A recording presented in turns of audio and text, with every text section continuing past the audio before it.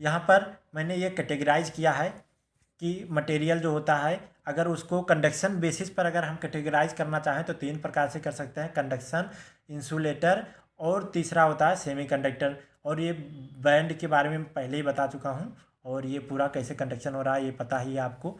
और सेमीकंडक्टर ये एलिमेंटल मैं पहले ही बता चुका हूँ। फॉरबिडन एनर्जी गैप जो होता है सिलिकॉन का 1.1 इलेक्ट्रॉन वोल्ट होता है, मतलब कि अगर इतना एनर्जी आपके सिलिकॉन के किसी भी इलेक्ट्रॉन को मिलेगा तो वो आउटर सेल के इलेक्ट्रॉन को मिलेगा तो वो आपके outer cell means conduction valence band से कूद के वो कंडक्शन बैंड में चला जाएगा और वो इलेक्ट्रिसिटी को अपने अंदर से अलाउ करने लगेगा। अगर जर्मेनियम की बात करें तो उसके लिए 0.7 इलेक्ट्रॉन वोल्ट ही होता है। अब बात आती है कि जो कार्बन है वो भी इसी ग्रुप का मेंबर है, टिन भी इसी ग्रुप का मेंबर है। तो ऐसा क्यों है कि ये दोनों एज ए सेमीकंडक्टर नहीं बिहेव करते हैं? तो टिन क्या होता है, ये मेटल की तरह बिहेव करता है, क्योंकि जब आप ग्रुप में ऊपर से नीचे जाएंगे तो जो आयोनाइजेशन पावर है, आयोनाइजेशन एनर्जी है वो घटती चली जाती है। मतलब ईजिली कोई भी एटम अगर ग्रुप में आप ऊपर से नीचे जा रहे हैं तो ईजिली इलेक्ट्रॉन त्याग करता है अगर आप नीचे जा रहे हैं तो कार्बन क्या होता है, इसमें इलेक्ट्रॉन एफिनिटी बहुत ज़्यादा होती है।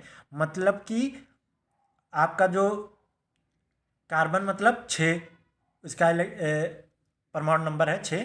तो इसमें क्या होता है कि पहले सेल में 2 इलेक्ट्रॉन होते हैं, दूसरे सेल में 4 इलेक्ट्रॉन होते हैं। तो जो दूसरे सेल में 4 इलेक्ट्रॉन होते हैं वो नाभिक न्यूक्लियस के बहुत पास हैं। न्यूक्लियस के बहुत पास होने की वजह से क्या होता है कि इन दोनों में अट्रैक्शन बहुत ज़्यादा होता है। अट्रैक्शन बहुत ज़्यादा होने की वजह से ये इसके इलेक्ट्रॉन कूद फाद के बाहर कंडक्शन बैंड में नहीं जा पाते हैं, इसीलिए ये नियर अबाउट इंसुलेटर की तरह बिहेव करता है। और कार्बन नैनोट्यूब और बहुत सारी चीज़ें आपको पता ही होंगी, सब इंसुलेटर की तरह ही बिहेव करते हैं। तो उसका कारण यही है कि ये बाउंडेड बहुत ज़्यादा होते हैं, न्यूक्लियस के बहुत ज़्यादा पास होते हैं। अगर टिन की बात किया जाए तो ये चौथे आवर्त के तत्व हैं। तो इसमें क्या होता है, जो चौथा आवर्त होता है, चौथा सेल होता है, उसमें बहुत दूर जो इलेक्ट्रॉन होते हैं वो न्यूक्लियस से उतने बधे हुए नहीं होते हैं, वो उसका आयोनाइजेशन एनर्जी बहुत कम होता है। मतलब थोड़ा सा एनर्जी मिलेगा तो इसके इलेक्ट्रॉन कूद के चले जाएंगे कंडक्शन बैंड में और ये इजीली एज ए मेटल की तरह बिहेव करने लगेगा, मतलब कंडक्टर की तरह बिहेव करने लगेगा। तो इसीलिए ये सेमी कंडक्टर नहीं रह जाता है, ये मेटल की तरह थोड़ा बहुत बिहेव करने लगता है। तो इसीलिए कार्बन और टिन जो हैं वो हमारे सेमीकंडक्टर में नहीं आते हैं।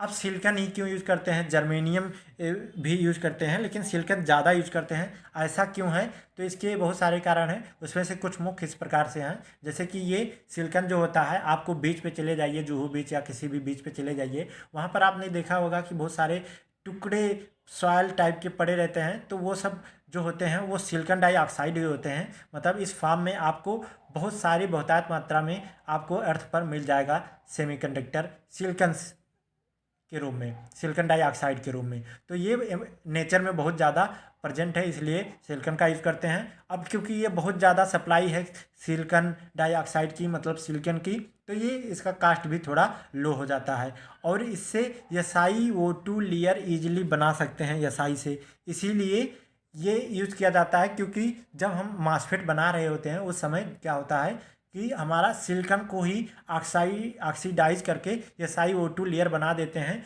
जो हमारे गेट और चैनल के बीच में एक इंसुलेटर की तरह बिहेव करता है।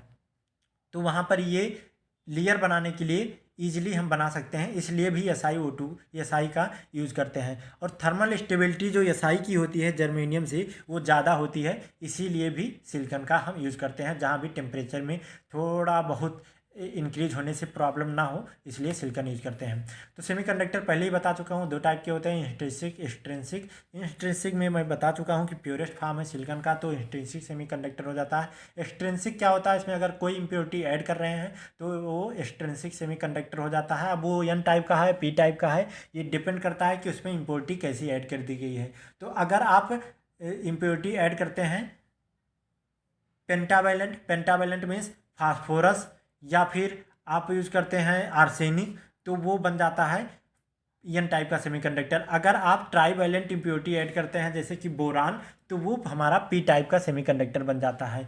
तो डोपिंग में पहले ही बता चुका हूँ क्यों न्यूड होती है। और मटेरियल डोपेंट के तौर पर यूज़ किया जाता है जनरली फास्फोरस। फास्फोरस ही क्यों यूज़ किया जाता है, क्योंकि जो फास्फोरस का साइज होता है वो नियर अबाउट सिलिकॉन के आसपास होता है। तो साइज दोनों का एग्जैक्ट सेम होने की वजह से, और साथ में इसका आयनाइजेशन एनर्जी भी सफिशियंट होता है, मतलब कंट्रोल ज़्यादा होता है फास्फोरस पर। और अगर आर्सेनिक की बात करें तो इसका आयनाइजेशन एनर्जी फास्फोरस के कंपेरिजन में कम होता है, मतलब इस पर उतना कंट्रोलबिलिटी हमें मिल नहीं पाएगी, इसलिए फास्फोरस यूज किया जाता है। अगर बोरान की बात करें, बोरान और एल्युमिनियम, तो एल्युमिनियम हमारा ये एक मेटल हो जाता है, ये ईजिली इलेक्ट्रॉन को अपने त्याग देता है, कंडक्शन बैंड में भेज देता है, इसीलिए एल्युमिनियम का थोड़ा कम यूज़ करते हैं। क्योंकि अगर हमें कंडक्टर ही यूज़ करना है तो फिर तो कंट्रोलबिलिटी की बात भूल ही जाइए। वैसे भी बहुत कम मात्रा में ऐड करते हैं, बट फिर भी अगर हम मेटल ही यूज करेंगे तो फिर हमारे जो कंट्रोलबिलिटी रहेगी वो उतनी अच्छी नहीं रह जाएगी। इसीलिए जो यूज़ करते हैं वो बोरान यूज़ करते हैं, क्योंकि बोरान का जो होता है इलेक्ट्रॉन 5 इलेक्ट्रॉन केवल होते हैं। पहले सेल में 2 और दूसरे सेल में 3 इलेक्ट्रॉन होते हैं, और वो नाभिक के बहुत पास होते हैं। तो नाभिक के बहुत पास होने के कारण इलेक्ट्रॉन अफिनिटी उसकी ज़्यादा होती है, मतलब वो ईजिली एक इलेक्ट्रॉन को अपने अंदर खींच लेता है, इसीलिए होल के तौर पर ये बहुत बेहतरीन काम करता है। तो इसीलिए बोरान हमारा ज़्यादा यूज़ किया जाता है। तो बोरान और फास्फोरस प्रिफर्ड क्यों किए जाते हैं वो मैं पहले बता चुका हूँ, डिस्कस कर चुका हूँ। तो ये हमारा स्लाइड भी कंप्लीट हुआ। नेक्स्ट स्लाइड में है एन टाइप का सेमीकंडक्टर। यहाँ पर मेजॉरिटी चार्ज कैरियर जो होते हैं वो इलेक्ट्रॉन होते हैं, और जो इम्प्योरिटी होती है वो ऐड की जाती है, वो पेंटावैलेंट होती है। यहाँ पर आप देख सकते हैं इम्प्योरिटी ऐड की गई है, और ये भी हमारा सिड्रा स्मिथ से ये दोनों फिगर लिया गया है, आप वहाँ से ये रेफर कर सकते हैं। फर्मी एनर्जी लेवल की बात करें तो वो कंडक्शन बैंड के नियर होती है, मतलब। और क्रिस्टल जो होता है वो इलेक्ट्रिकली न्यूट्रल होता है, क्योंकि अगर मान लीजिए कि ये हम क्रिस्टल ले रहे हैं तो इसमें क्या हुआ कि यहाँ पर अगर जो इम्प्योरिटी ऐड कर रहे हैं उसमें मान लीजिए कि 15 इलेक्ट्रॉन है तो 15 प्रोटॉन भी हैं। अब सिलिकॉन को ले लीजिए, इसमें मान लीजिए 14 इलेक्ट्रॉन है तो 14 प्रोटॉन भी हैं। तो ऐसा नहीं है कि कोई एक्स्ट्रा इलेक्ट्रॉन इस क्रिस्टल में घुस गया है या कोई एक्स्ट्रा इलेक्ट्रॉन इसमें से निकल गया है, ऐसा कुछ तो हुआ नहीं है। जितने इलेक्ट्रॉन है उतने प्रोटॉन है, तो ये पूरा का पूरा क्रिस्टल हमारा जो होता है वो इलेक्ट्रिकली न्यूट्रल होता है। तो इसीलिए एन टाइप का जो सेमीकंडक्टर होता है या पी टाइप का सेमीकंडक्टर जो होता है वो इलेक्ट्रिकली न्यूट्रल होता है। लेकिन हाँ, उसको अगर यहाँ पर देखा जाए तो एक इलेक्ट्रॉन फ्री रहता है। फ्री इलेक्ट्रॉन मतलब ये कंडक्शन में पार्टिसिपेट कर सकता है, मतलब कि ओवरऑल ये इलेक्ट्रिकली न्यूट्रल है लेकिन इसे कंडक्शन के लिए फ्री है। मतलब अगर इसको पोटेंशियल मिलेगा तो ये टहलने घूमने लगेगा और कंडक्शन में पूरी तरीके से सहयोग करेगा। तो ये हो गया हमारा एन टाइप का सेमीकंडक्टर। इसका ये फिगर देख लीजिए, इसमें इलेक्ट्रॉन जो होते हैं वो हमारे मेजॉरिटी में होते हैं। कंडक्शन बैंड और बैलेंस बैंड में कुछ इस तरीके से एनर्जी लेवल दिखाया गया है। ये कंडक्शन बैंड का एनर्जी लेवल है ईसी, और ये हमारा बैलेंस बैंड का एनर्जी लेवल है ईबी, और ईआई जो है वो इंट्रिंसिक सेमीकंडक्टर का जो एनर्जी लेवल है उसको शो कर रहा है। और जो ये ईएफ है वो फर्मी एनर्जी लेवल है। मतलब कि फर्मी एनर्जी लेवल क्या होता है कि जो हमारे इलेक्ट्रॉन होते हैं 0 केल्विन पर कहाँ लाई करते हैं वो बताता है फर्मी एनर्जी लेवल को। तो अगर एन टाइप का सेमीकंडक्टर की बात करें तो फ्री इलेक्ट्रॉन एक्स्ट्रा उसमें मौजूद रहते हैं, और जब 0 केल्विन पर देखा जाता है तो वो हमारा कंडक्शन बैंड के नियर ही लाई करते हैं वो इलेक्ट्रॉन जो फ्री इलेक्ट्रॉन होते हैं।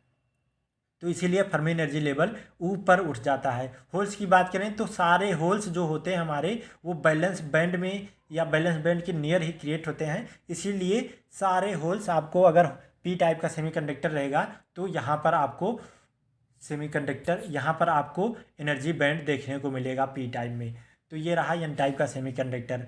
आशा करता हूँ कि आप लोगों को ये सारा टॉपिक समझ में आया होगा। अगर फिर भी नहीं आया है तो आप कमेंट करिए, या आप हमें सुझाव दे सकते हैं कि हम कैसे इम्प्रूवमेंट कर सकते हैं, और उस बेसिस पर मैं अगले वीडियो में उस सुझाव को कंसीडर करूँगा। Thank you for watching, have a great day. और हाँ, बेलएसआई की सीरीज चलती रहेगी, तो इसके बारे में अभी मैं आगे वीडियो डालता रहूँगा। साथ ही साथ मैं आपको पैरेलल में बेसिक यूनिक्स कमांड का भी नॉलेज दे रहा हूँ, और वो भी आप फॉलो करते रहिए अगर आपको रिक्वायरमेंट है तो। और thank you for watching, have a great day.